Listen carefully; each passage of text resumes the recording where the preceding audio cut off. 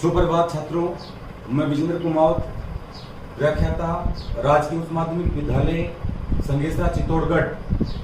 देखिए, कक्षा 12 अनिवार्य हिंदी में सबसे पहले अपने पास में जो प्रकरण आता है वो प्रकरण है अलंकार, जो माध्यमिक शिक्षा बोर्ड राजस्थान के पेपर में 2 अंकों का आता है।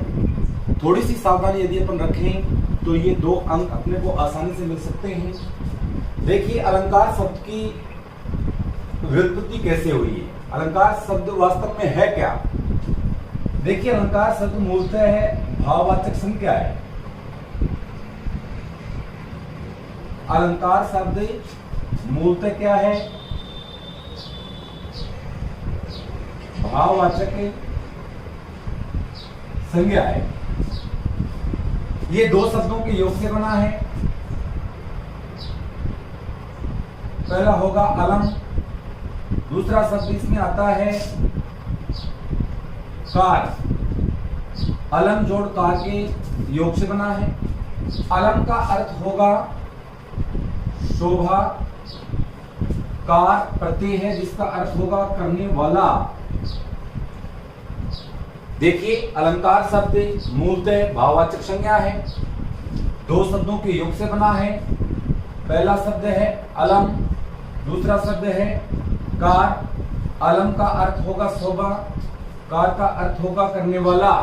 अर्थात परिभाषा जो अपने सामने आ रही है वो आ रही है। पहली परिभाषा आ रही है, किसी भी पदार्थ की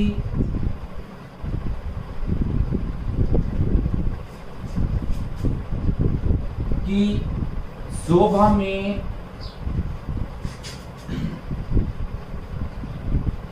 वृद्धि करने वाले तत्व ही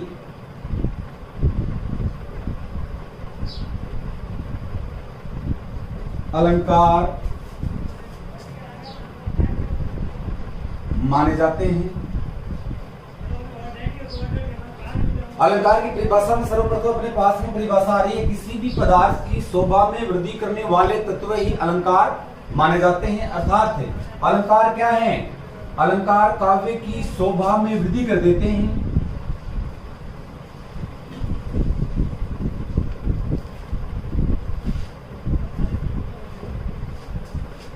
काव्य की शोभा बढ़ाने वाले तत्व ही अलंकार कहलाते हैं। पहली परिभाषा के रूप में अपने पास में आ गई है। दूसरी परिभाषा यदि अपन लेना चाहें तो दूसरी परिभाषा अपने पास में जो आएगी वो ये आएगी कि काव्य के क्षेत्र में ऐसे तत्व है जो किसी काव्य के क्षेत्र में ऐसे तत्व है जो किसी काव्य की शोभा में वृद्धि कर देते हैं। काव्य के क्षेत्र में ऐसे तत्व है जो किसी काव्य की शोभा में वृद्धि कर देते हैं, क्या कहलाते हैं, अलंकार कहलाते हैं। ये दूसरी परिभाषा है। तीसरी परिभाषा और सबसे छोटी परिभाषा अपन लेना चाहें तो वो परिभाषा है कि काव्य की शोभा बढ़ाने वाले तत्व ही अलंकार कहलाते हैं। काव्य की शोभा बढ़ाने वाले तत्व ही अलंकार कहलाते हैं।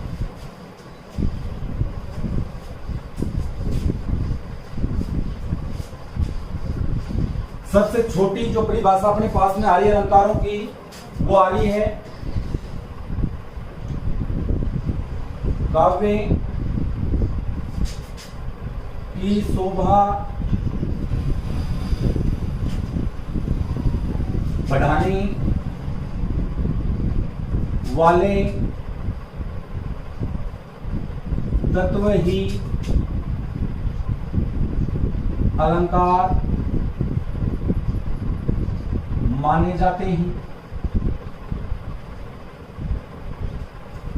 ये परिभाषा आप याद रख सकते हैं। कभी कभी बोर्ड की परीक्षा में सीधा प्रश्न आपसे हो सकता है कि अलंकार किसे कहते हैं और अलंकारों का वर्गीकरण कितने रूपों में किया जाता है, तो आप सीधा उत्तर दे सकते हैं कि काव्य की शोभा बढ़ाने वाले तत्व ही अलंकार माने जाते हैं। अलंकारों का वर्गीकरण,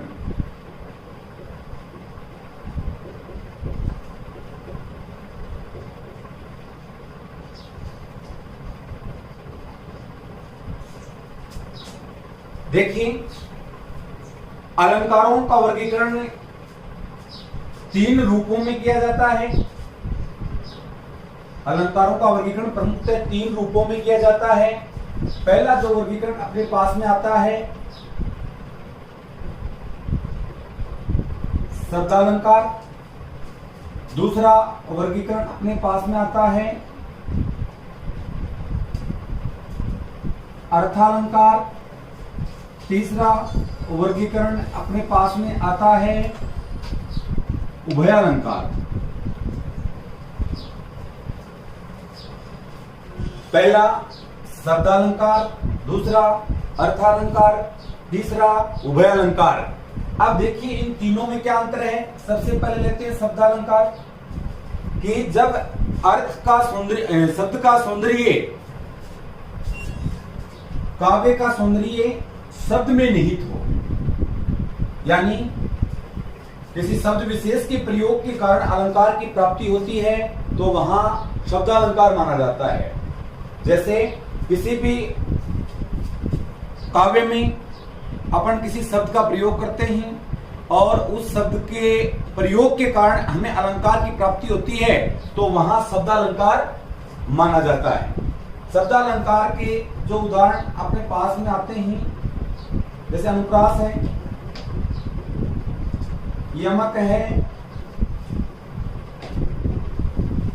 सलेस, ये शब्दालंकार के उदाहरण माने जाते हैं। और शब्द विशेष के कारण यहां अलंकार की प्राप्ति होती है, और उस शब्द को यदि अपन हटा दें तो वहां अलंकार की प्राप्ति नहीं होती है, अलंकार का सौंदर्य नष्ट हो जाता है। दूसरे रूप में प्राप्त होता है अर्थालंकार। अर्थालंकार किसे कहते हैं? यानी अलंकार का सौंदर्य शब्द में निहित नहीं होकर उसके अर्थ में निहित हो, यानी उस शब्द को हटा देने के बाद भी अलंकार निहित रहता है, अलंकार का चमत्कार निहित रहता है, यानी उसका पर्यायवाची रख देते हैं और पर्यायवाची रख देने के बाद भी अलंकार का सौंदर्य बना रहता है, तो वहां अर्थालंकार होता है। जैसे रूपमा, रूपक, उत्प्रेक्षा आदि जो अलंकार हैं वो अर्थालंकारों की श्रेणी में आते हैं। अब तीसरे नंबर पे जो आता है, विद्वानों ने हिंदी साहित्य में वर्गीकरण किया, उसके अनुसार उभयालंकार भी होता है। अब उभयालंकार में शब्द के आधार पर और अर्थ के आधार पर, दोनों ही आधारों पर अलंकार का सौंदर्य प्राप्ति होता है, तो वहां पर उभयालंकार माना जाता है।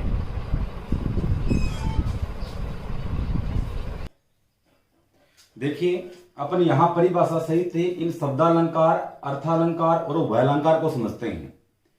प्रथम परिभाषा में देखिए, जब किसी पद में किसी शब्द विशेष प्रयोग के कारण अलंकार की प्राप्ति होती है, यानी किसी शब्द विशेष का प्रयोग किया जाता है और उसके पश्चात अलंकार की प्राप्ति होती है, अर्थात उस शब्द को हटाकर उसका अन्य कोई पर्यायवाची शब्द लिख देने पर यदि अलंकार नष्ट हो जाता है, तो वहां शब्दालंकार माना जाता है।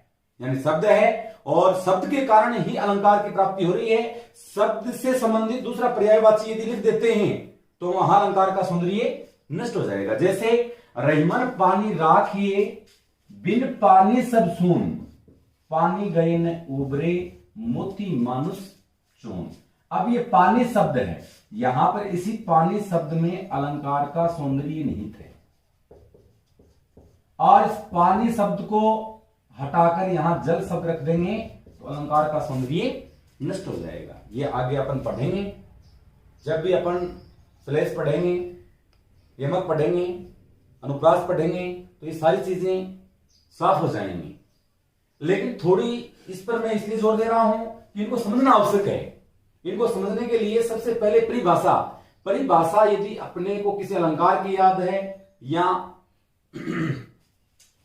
शब्दालंकार की परिभाषा याद है, तो वो स्थितियां क्लियर होती है अपने सामने। तो यहां पर स्थिति याद है, जब किसी पद में किसी शब्द विशेष के प्रयोग के कारण अलंकार की प्राप्ति होती है, अर्थात उस शब्द को हटाकर उसका अन्य कोई पर्यायवाची रख देने पर यदि अलंकार नष्ट हो जाता है, तो वहां शब्दालंकार माना जाता है। शब्दालंकार में देखिए, अनुप्रास है, यमक है, सलेस है, आदि अलंकार इसी श्रेणी में शामिल किए जाते हैं। उसके पश्चात देखिए, यहां पर 2 नंबर पर अपने पास में जो परिभाषा आ रही है वो किसकी है? वो अर्थालंकार। दो शब्दों के योग से बना है, ये दो शब्दों के योग से बना है, शब्द जोड़ अलंकार। ये बना है अर्थ जोड़ अलंकार। तो अर्थ अलंकार में देखिए क्या है, जब किसी पद में किसी शब्द विशेष के प्रयोग से अलंकार की प्राप्ति नहीं होकर, जब किसी पद में किसी शब्द विशेष के प्रयोग के कारण अलंकार की प्राप्ति नहीं होकर अर्थ विशेष से अलंकार की प्राप्ति होती है, यानी उसके अर्थ से अलंकार की प्राप्ति होती है। अर्थात कोई भी पर्यायवाची शब्द लिखे जाने पर भी अलंकार की प्राप्ति हो जाती है, या अलंकार का सौंदर्य मौजूद रहता है, उपस्थित रहता है, तो वहां अर्थालंकार माना जाता है। उपमा, रूपक, उत्प्रेक्षा, वैसे उत्प्रेक्षा है, इसको उभयलंकार में माना जाता है, तो आदि अलंकार हैं वो इसी श्रेणी में शामिल किए जाते हैं। अब देखिए तीसरे रूप में अपने सामने जो वर्गीकरण आता है, ये सारा जो वर्गीकरण किया है ये आचार्य विश्वनाथ ने, सर्वप्रथम आचार्य विश्वनाथ ने अलंकारों को 3 रूपों में वर्गीकरण किया है। इनकी पुस्तक आई थी साहित्य दर्पण। ये साहित्य की बातें हैं, लेकिन सामान्य जानकारी आपके लिए जरूरी है कि अलंकारों का वर्गीकरण सर्वप्रथम आचार्य विश्वनाथ ने किया था। आचार्य विश्वनाथ की पुस्तक आई थी साहित्य दर्पण, इसलिए इनको बोलते हैं साहित्य दर्पणकार, आचार्य विश्वनाथ भी बोलते हैं। इन्होंने इसी पुस्तक में ये 3 प्रकार के वर्गीकरण किए थे। तीसरे वर्गीकरण में देखिए, जब इस पद में शब्द एवं अर्थ विशेष दोनों के कारण, शब्द भी और अर्थ भी दोनों के कारण अलंकार की प्राप्ति होती है, तो वहां उभय अलंकार माना जाता है। इस श्रेणी में लगभग जो अलंकार शामिल है वो वक्रोक्ति अलंकार इस श्रेणी में शामिल किया जाता है। अब आगे चलते हैं, अपने कक्षा 12 आरबीएससी में कौन कौन से अलंकार शामिल किए गए हैं, उन सभी का क्रमबद्ध अपन अध्ययन करेंगे। तो देखिए, सबसे पहले यहां पर जो अलंकार है वो अलंकार है अनुप्रास। सबसे पहले अपने सामने जो अलंकार आ रहा है वो अलंकार आ रहा है अनुप्रास।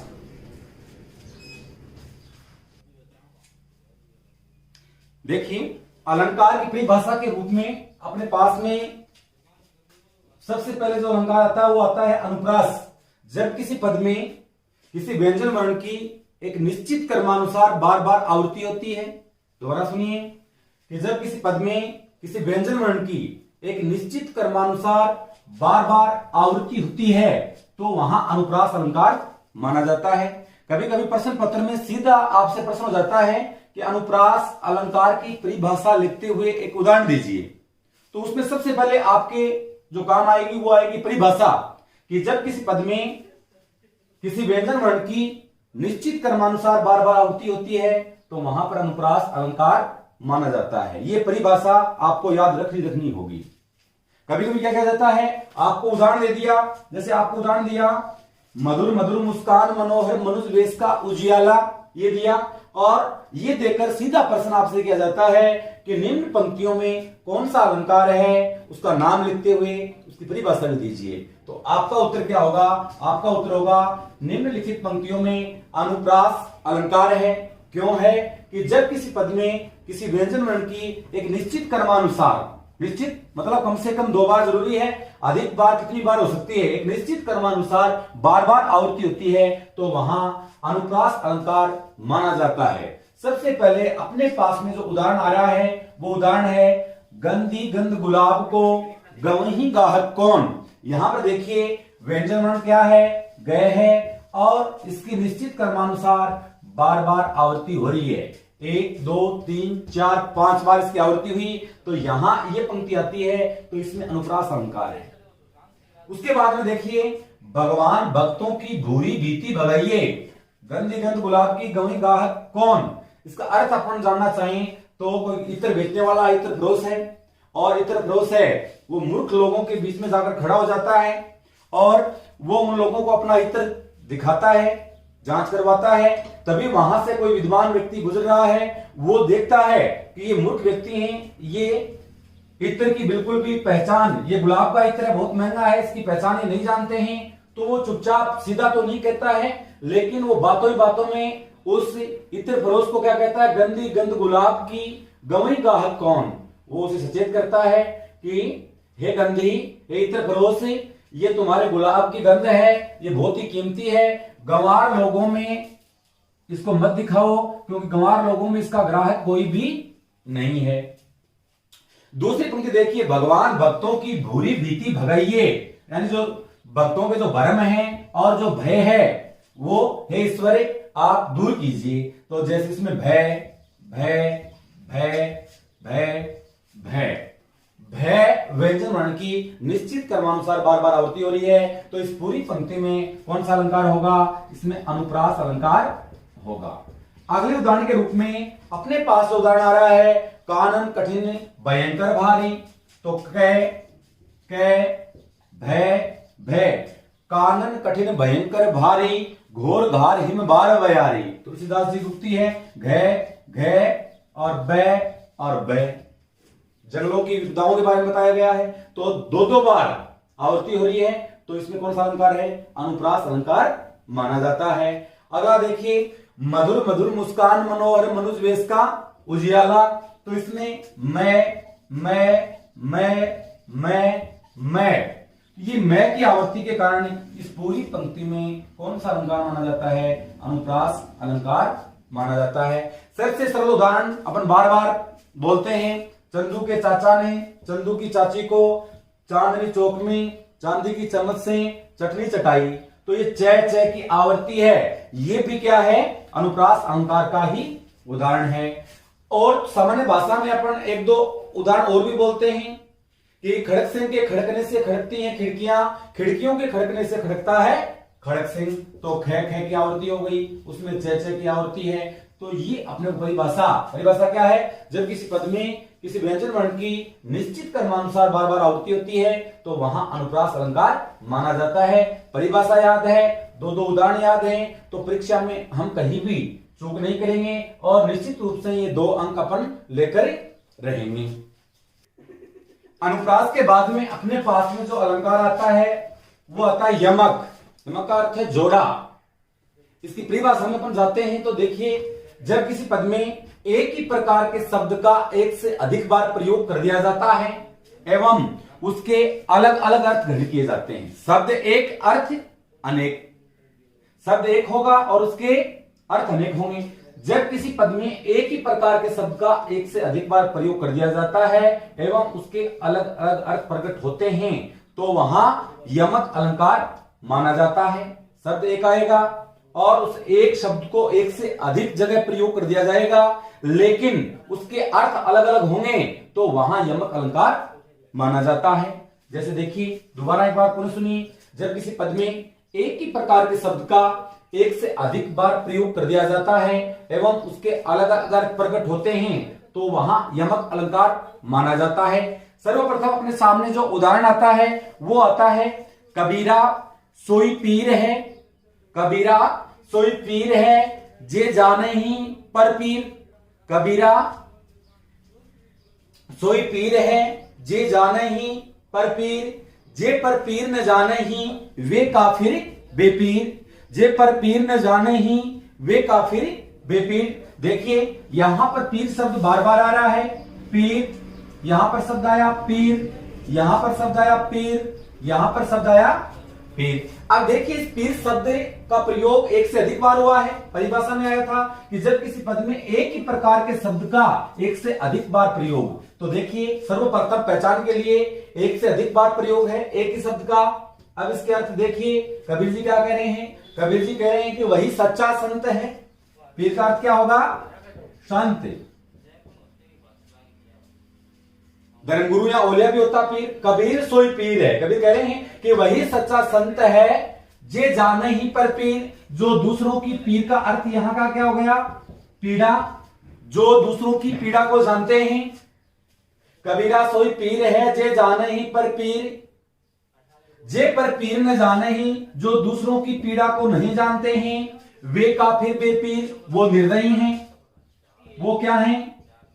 निर्दयी हैं, दया से रहित हैं। उर्दू उत्तर लगा हुआ निर्दयी शब्द, बेपीर बिना दया के।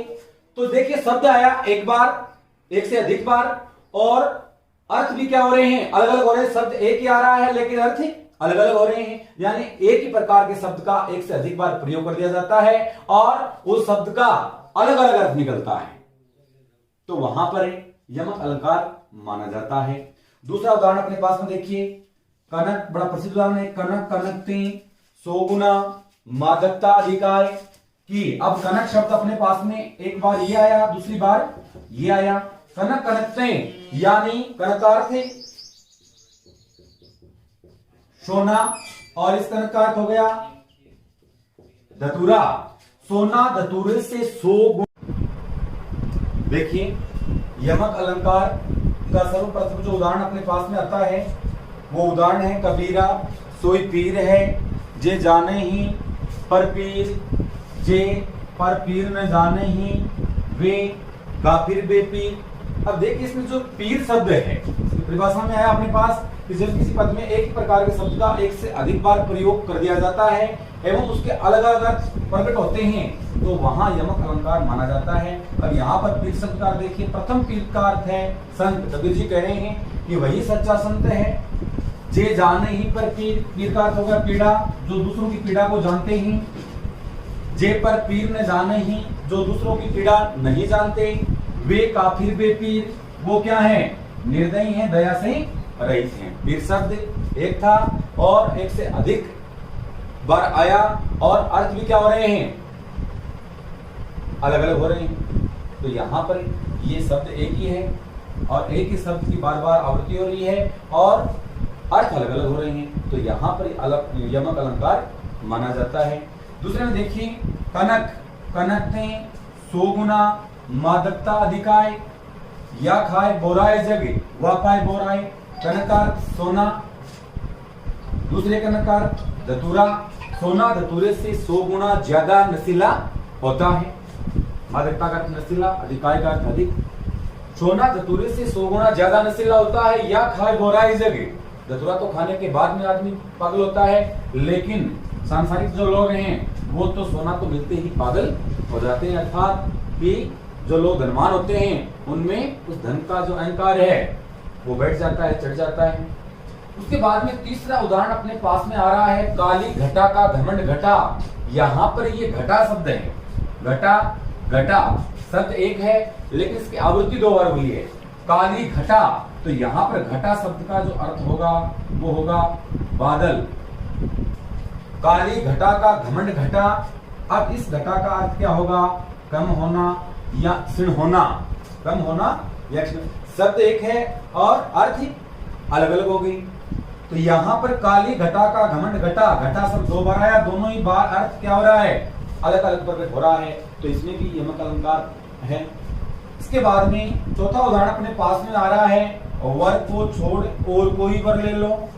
यानी जब सावित्री के जो पति सत्यवान मृत्यु को प्राप्त हो जाते हैं और सावित्री यमराज को प्रसन्न करती है, तो यमराज प्रसन्न होकर उसे क्या कहते हैं, वर को छोड़ और कोई वर ले लो। वर का अर्थ यहाँ पर पति से है।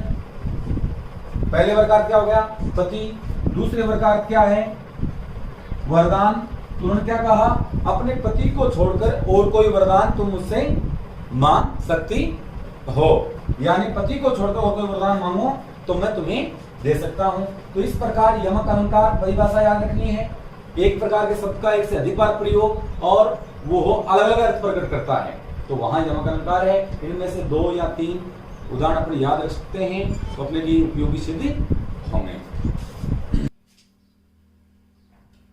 तीसरे अलंकार के रूप में अपने पास जो अलंकार आ रहा है वो है श्लेष अलंकार। श्लेष का शाब्दिक अर्थ होता है चिपका हुआ। श्लेष का शाब्दिक अर्थ होता है चिपका हुआ, यानी अपन कोई पद पढ़ते हैं, काव्य पढ़ते हैं तो उसमें कोई शब्द एक बार प्रयुक्त होता है, लेकिन एक बार प्रयुक्त होने के बाद में भी उस शब्द के अलग अलग प्रसंग, अलग अलग संदर्भ के अनुसार एक से अधिक अर्थ प्रकट होते हैं, तो वहां श्लेष अलंकार माना जाता है। देखिए, जब किसी पद में प्रयुक्त कोई शब्द अलग अलग प्रसंग, संदर्भ के अनुसार अलग अलग अर्थ को प्रकट करने लग जाता है तो वहां श्लेष अलंकार माना जाता है। सर्वप्रथम अपने पास में उदाहरण आ रहा है, रहीमन पानी राखे बिन पानी सब सून, पानी गए न उबरे मोती मानस चू। अब यहां जो श्लेष जो पद है वो श्लेष पद है पानी। अब ये शब्दालंकार का है। अब पानी शब्द जो है इसके अलग अलग प्रसंग, इसके 3 प्रसंग होंगे। मोती का प्रसंग होगा, मनुष्य का प्रसंग होगा और चून का प्रसंग होगा। अब देखिए रहीम जी क्या कह रहे हैं कि पानी राखिए, बिन पानी के सब सूना सूना लगता है, और यदि पानी चला जाता है तो क्या होता है। मोती के संदर्भ में देखिए, पानी शब्द का अर्थ हो गया चमक। कि मोती की चमक एक बार चली गई तो वापस लौटकर नहीं आती है। उसके बाद में मानस यानी मनुष्य, मनुष्य के संदर्भ में पानी का अर्थ हो गया इज्जत। मनुष्य की इज्जत एक बार चली गई, पानी चला गया तो लौटकर नहीं आता है। इसी संदर्भ में देखिए, घृणी के संदर्भ में देखिए, चून के संदर्भ में इसका अर्थ होगा जल। घृणी यदि आटे में एक बार ज्यादा पानी डाल देती है तो उसको वापस से नहीं निकाल पाती है।